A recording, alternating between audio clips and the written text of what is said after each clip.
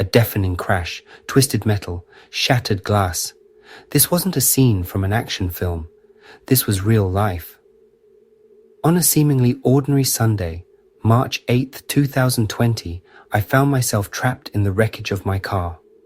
Two brutal impacts. The world spun violently. Then, silence. Doctors later told me I was lucky to be alive. Most people don't walk away from head-on collisions like that. But I did walk away, and I brought back something extraordinary. Are you ready for my story? Hey everyone, thanks for joining me. Anthony here, and I welcome you to Conscious Chronicles. Did you like that intro? Did it hook you in? I hope so, because today I'm going to share two extraordinary accounts of near-death experiences. These are raw, unfiltered stories that will stay with you long after you finish listening. They might even change the way you see the world. So, sit back, open your mind, and get ready to explore the extraordinary. Let's get back to our first story.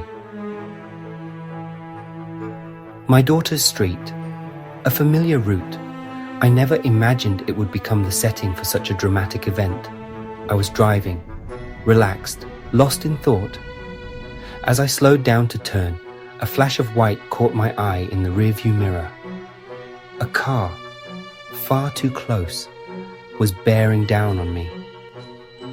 I remember the moment of impact. The jarring screech of metal on metal, the sickening lurch as my car spun out of control. It was like being caught in a whirlpool, helpless to escape the inevitable. A second impact, this time head-on. The world dissolved into a disorienting blur. Then silence, an eerie, unsettling silence. It was as if the universe itself had held its breath. This is it, I thought. This is how it ends. But it wasn't the end. It was just the beginning of something far more extraordinary.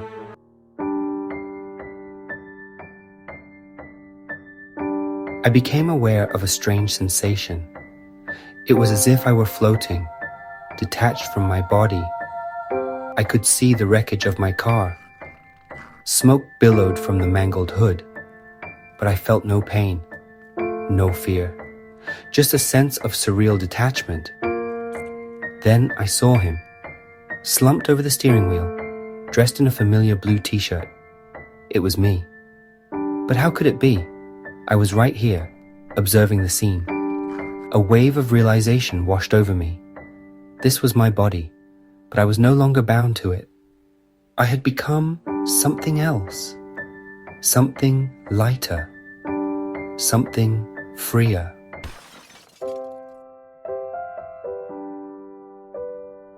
I drifted upwards, effortlessly rising above the scene of the accident. The world stretched out below me, a tapestry of colors and shapes. I could see my daughter's house, the worried faces of onlookers, the flashing lights of approaching sirens. And then I saw them. Bathed in a radiant light, 5 or 6 figures stood before me. Their forms were indistinct, yet their presence exuded a profound sense of peace and love. Were they angels? Spirit guides? I couldn't say for sure. I was enveloped in a wave of pure joy, a feeling of coming home after a long and arduous journey. All my worries, all my fears, simply melted away.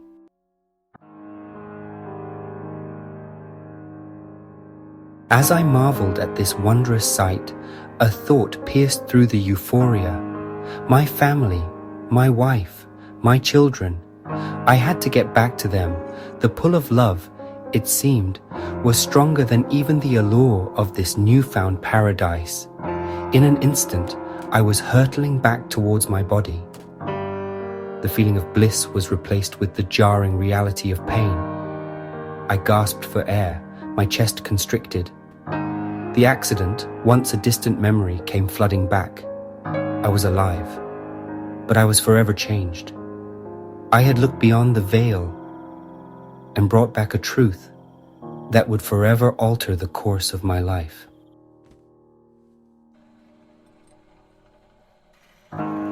The following weeks were a blur of hospital visits, physiotherapy, and the overwhelming task of piecing my life back together. The physical pain was intense, but it paled in comparison to the emotional turmoil I experienced. The world seemed different, somehow. Colors appeared more vibrant. Sounds were sharper. And the simple act of breathing felt like a precious gift. The accident had shaken me to my core, but it had also awakened something deep within me. A sense of gratitude for the gift of life, a newfound appreciation for the preciousness of every moment, and a burning desire to understand what had I just been through. Before the accident, I had always been a spiritual person, but my beliefs were rooted in faith and tradition rather than personal experience. Now I had glimpsed something beyond the veil. I had felt the presence of a realm where love, peace, and unity reigned supreme. The fear of death, which had always lingered in the back of my mind, simply dissolved. It was replaced by a quiet acceptance, a knowing that our physical bodies are merely vessels for something far greater, something eternal. This newfound understanding permeated every aspect of my life.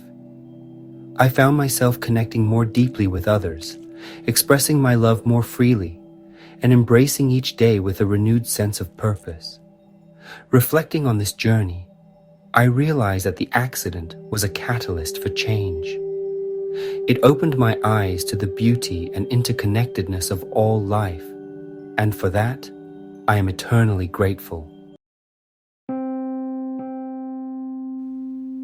The second near-death experience I want to share with you is the story of a person who had died on the operating table during a routine surgery. Their account of the afterlife is a testament to the resilience of the human spirit. Imagine this: the sterile scent of a hospital room, the hum of medical equipment, the subdued whispers of surgeons preparing for a routine operation. Our protagonist, a seemingly ordinary individual, lay on the operating table, unaware that they were about to embark on an extraordinary journey. The surgery, intended to remove a benign growth, seemed straightforward. But as the anesthetic flowed through their veins, something unexpected happened. The rhythm of their heart faltered. Their breath grew shallow. And then, silence. In that moment, as their physical body lay still on the operating table, their consciousness began to stir, detaching itself from the material world and embarking on a journey into the great unknown.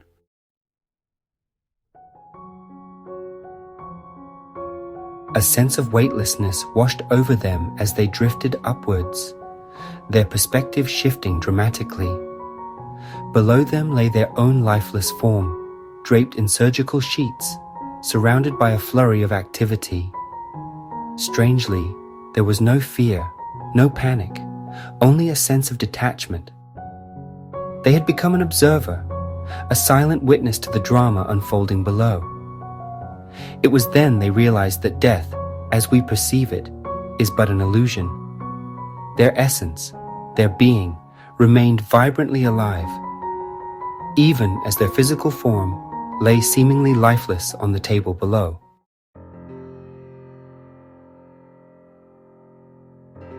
Drawn by an unseen force, they were pulled towards a darkness that seemed not empty, but full of a strange potential. This was no ordinary darkness, but a tunnel, a passageway leading towards a brilliant, pulsating light in the distance. As they moved through this tunnel of light, they felt a sense of profound peace wash over them. a calmness they had never known in life. The cares and worries of the material world seemed to melt away, replaced by a sense of overwhelming love and acceptance. Have you ever dreamt of flying? Of soaring above the earth? This journey was like that, but 1,000 times more vivid, more real, more exhilarating. It was a homecoming, a return to a place they had always known, but forgotten.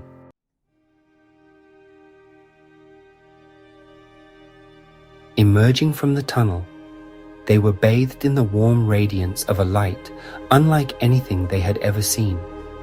It was a light that seemed to emanate from within, a light that pulsed with love, wisdom, and pure, unadulterated joy. And then they saw them, 3 beings of light, radiant and welcoming, their forms shifting and changing like flames. There were no words, no sounds, yet communication flowed effortlessly between them, a telepathic communion that transcended the limitations of language. These beings, they somehow knew that we were not separate entities, but extensions of the same universal consciousness, the same source energy that animated all of creation. And in their presence, our protagonist felt a sense of belonging, of coming home after a long and arduous journey.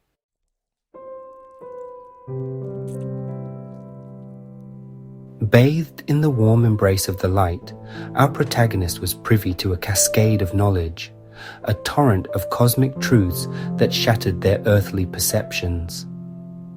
Time, as they had understood it, ceased to exist.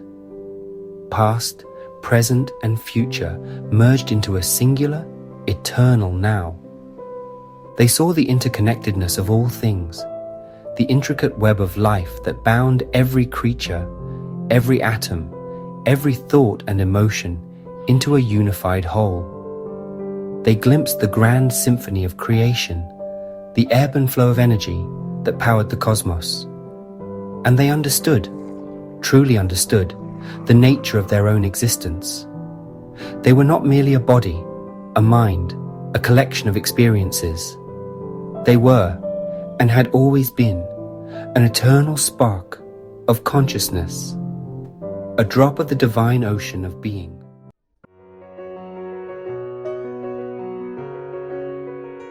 But as the euphoria of this cosmic revelation began to subside, a new feeling emerged, a sense of incompleteness, a knowing that their journey was far from over. The beings of light, their expressions gentle yet firm, confirmed what our protagonist already sensed. It was time to return, to rejoin the dance of life in the physical realm. Their purpose, though not yet fully revealed, lay not in the ethereal realms of light, but in the messy, challenging, and ultimately beautiful tapestry of human existence. Can you imagine the difficulty of leaving such a state of bliss? The reluctance to trade the eternal embrace of the light for the limitations of a physical body, the complexities of human relationships, the inevitable pain of loss and separation.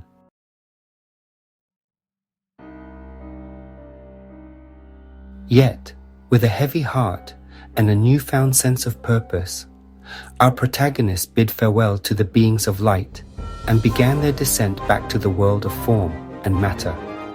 The journey back was swift, a blur of sensations and fleeting images. Then, the jarring sensation of cold, steel against their skin, the acrid smell of antiseptic, the muffled voices of the surgical team struggling to stabilize their faltering heart. They were back in their body, back in the hospital room, back in the land of the living. The transition was harsh, disorienting. The memories of the afterlife, so vivid moments ago, began to fade like a dream upon waking. Yet something profound had shifted within them. They had looked into the abyss of death and returned, transformed. Two stories, two brushes with the infinite. Both left our storytellers forever changed. The fear of death, once a looming shadow, had vanished. In its place bloomed a profound understanding. Life doesn't end, it transforms. These stories remind us that the world we see, the world we touch, is just one layer of reality. An unseen world shimmers just beyond our perception. A world of vibrant energy, of boundless love, of profound peace. Perhaps we don't need a near-death experience to access this truth. Perhaps it's always there, whispering to us in the rustling leaves, in the crashing waves, in the silence of our own hearts.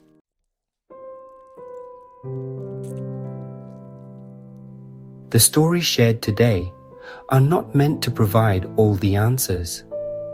They are invitations. Invitations to explore the hidden depths of our own consciousness. What if we lived each day with the awareness that we are spiritual beings having a human experience? Here at Conscious Chronicles,